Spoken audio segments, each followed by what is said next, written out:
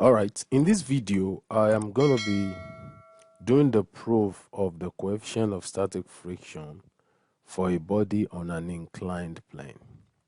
So when a body is on an inclined plane, there are three major forces that act on the body, even without considering any other external forces.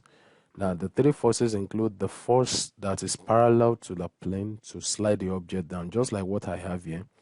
Right, this particular box is on this inclined plane, so the force that will bring it down is taken to be FP. So I call this force parallel to the plane, to slide it down. Then the weight of this body is acting through its center of gravity, which will act downward. And we also have the normal reaction. The normal reaction is actually the force that makes it to balance on the plane, that does not make it to tilt anyway.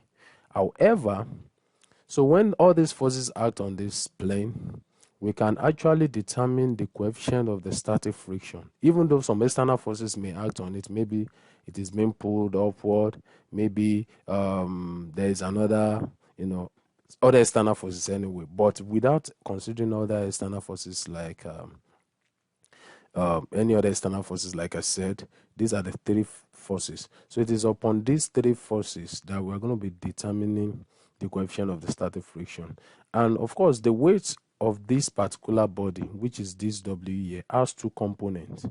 We have the parallel component, also known as the force parallel to the plane to slide it down. The weight has a component in this side, and we have the perpendicular component, which is the normal reaction. All right. So for us to be able to determine the coefficient of friction on this particular plane, we need to resolve the component of this weight. So the question is, how do we resolve it? I have devised a method that will make it easier. Right, the component of this weight is what we are looking for. Now, let's first extract this triangle out. So now this particular broken line here is actually the line of action of the normal reaction. So let me reproduce this particular diagram. So if I reproduce it, it's going to be looking like this. I'm talking about, I want to extract this particular triangle so as to be able to, so let me bring it here. So we have the line like this. So let's just look at it. If you look at this, this is the W, which is the weight. So I'll put the weight here, right? Now this line here is the normal reaction. I'll put R here. And then this particular line here is the same thing as the force parallel to the plane. So I'll put what? F subscript P here. Now the question is, what is this theta? Now somebody may assume that the theta will be here. No. How do I know? Now, the whole of this triangle, I want to fix where this theta will belong. If this is theta, and the weight is making another angle 90 degrees to the horizontal, from our knowledge of sum of angle in a triangle, this particular angle here will be what? 90 minus theta, right? Now, do you know that there is a smaller triangle here? Meaning that this smaller triangle here, this smaller angle here, this angle here is equal to this angle here, that is vertically opposite angle. So this one is still what? 90 minus what? Theta. So if this is 90 minus that, the smaller, okay, let me just draw that triangle like this. What I'm trying to say is that this angle here is what? 90 minus theta. So this is still 90. So if this is 90 and this is 90 minus theta, definitely this will be 90. So this upper angle here is 90. Is theta rather. So our angle theta, this theta will actually what? Be here. So now we are looking for the component of this weight. So if this is theta, from our knowledge of trigonometry, don't forget this is still 90. This will definitely be our opposite. This will be what? Adjacent. And while this will be hypotenuse. This is hypotenuse because that is the side facing the right angle. And this is the opposite because that's the side facing the reference angle, which is theta. That's the angle of inclination, to the horizontal. So we are going to be using this triangle to resolve it, which was extracted from the original, diagram. So now, how do we solve this? The first thing, we need to do is we are resolving the weight with respect to R. We are resolving the weight with respect to FP. So let's pick the first one. So that is I will call this the vertical component of the weight.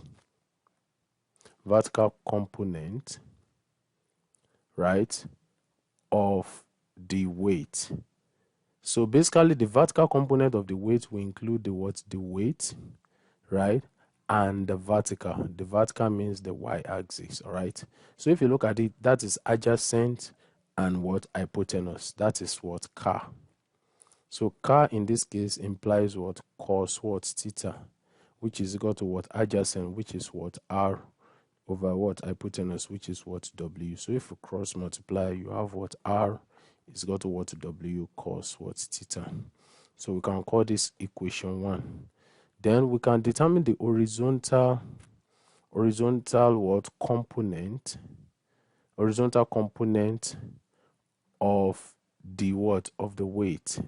So what will be the horizontal component? That will be what? The horizontal, that is F subscript P, and the what? And the weight. And this corresponds to what? Opposite and hypotenuse. And opposite and hypotenuse is what? So in this case is what? Sine what? Sine theta, which is equal to what? Opposite, that is what? R over what? W. So if you cross multiply, we're going to be having, did I say R? I'm sorry for that. That is opposite, that's F subscript P. Then over what? The hypotenuse, that is W. So if you cross multiply, we're going to be having F subscript P, right, will now be equal to what? W what? Sine what? Sine theta, which is equation what? 2. So now, don't forget that the W in that case is the weight, right? We know that W is equal to what? Mg, which is the what? Weight. So let's just note that. So we now have equation 1 and 2. So the coefficient of friction, okay, let me bring it here. There's this space. So coefficient of friction or static friction, mu, is equal to what? Force over what? Normal what? Reaction. So with respect to an inclined plane, the coefficient of friction in this case is what? F subscript P over what? Over R. So in that case, that would be what? F subscript P in this case is what? W sine theta. W sine theta, right? Then over R, which is what? W what? Cos what? Theta. W cancel W. And we should remember that from trigonometric identity, I will recall, you need to recall that what? Sine theta over cos theta is equal to what? Tan what? Tan theta. So from this understanding, we can say that for a body inclined, the coefficient of static friction is what? Was sine theta over cos what? Theta, which is equal to what? Tan theta. So the tan of the angle of inclination will actually give us the coefficient of friction for a body inclined on the plane. So I want to believe this video has helped someone. Please don't forget to subscribe, share, and like the video. See you in the next video. Thank you.